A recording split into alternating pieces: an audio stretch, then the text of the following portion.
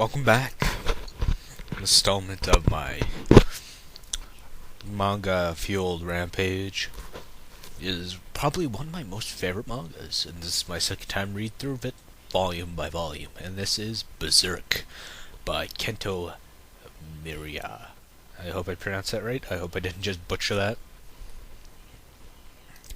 BERSERK. Okay, explain BERSERK to you. BERSERK is a dark fantasy epic that follows the story of a Byronic hero, or a severely anti-hero character of Guts. And Guts is based off a real-life German mercenary soldier of Guts von Parklstein, a German knight, leader of abandoned mercenaries. And he also had a prosthetic arm, much like the Guts in BERSERK. Kind of shows that a lot of animes do adapt things, kind of like how Dragon Ball, not anime, manga, whatever, how manga adapts to things like Dragon Ball took from Journey to the West, this takes from real life, and how Fist of the North Star takes from Bruce Lee and Road Warrior. A lot of things are kind of mix and match, and combining things of different ideas and do it in a different light. Kind of like how Naruto did with the Special Olympics, you know? But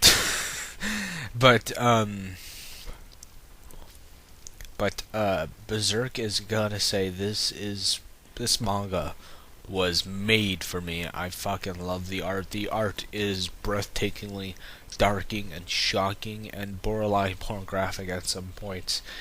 It is so detailed and shaded so well, there's no need to color this. Sometimes just coloring art just totally dilutes it, kind of like how when people talk about Jack Kirby's art, like how they don't talk about the colored stuff. When you really want to see Jack Kirby art, you want to see the black and white stuff.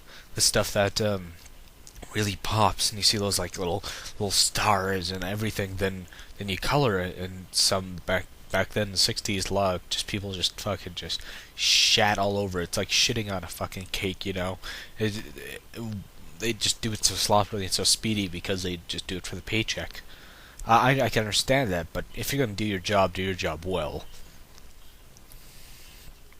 But the first manga is up to around 218 pages long, and this follows, I forget how many chapters, didn't want to clarify, but this covers, this is not a slow-paced manga at all. It just, the first volume just drops you right into the shit, right into it, and you go from there, like he has to kill this demon of this town, and it goes on, and he's very mysterious, his mysterious past, and it sets things up for later on manga, such as this little fetile, gross little creature which keeps on stalking him, which will later on pay off. I don't want to have any spoilers because I'm saying this is a must-read. If you're looking for manga, don't pick up Bleach, don't pick up One Piece, don't pick up Naruto or any of that other just watered-down, sterilized, stereotypical manga. Just pick up this. This is truly art.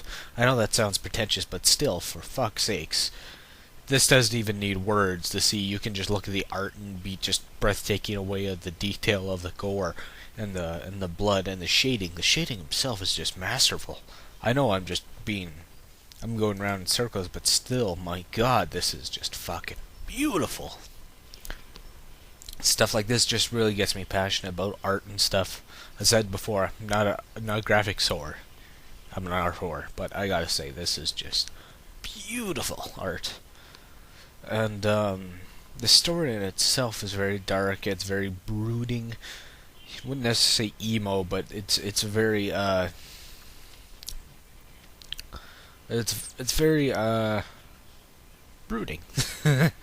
I can't find any words to describe this because I'm so in the howl that, you know, it's so awesome. And there are other things I could think about that say negatively. There's of course side characters that does have humor, like the character of the elf fairy character of Puck, who does have these chibi moments where he kind of turns into this little chibi character at some points, and has these cute moments as to fall into a puddle of piss or drinking a wine bottle or something. It's quite cute. He's there to relieve the harshness and the futility of like death and all that. But it's nice to have him as a side character to add levity to the situation. Um, Great. Check it out. If there's anything else that I could really add to this, I don't know what I could say. It's great. I say read the manga first. The anime in itself, I'll do a review that later down the road, but I'll tell you first thing about the anime. It does not do justice to this book series. Does not. Have a good day, everybody.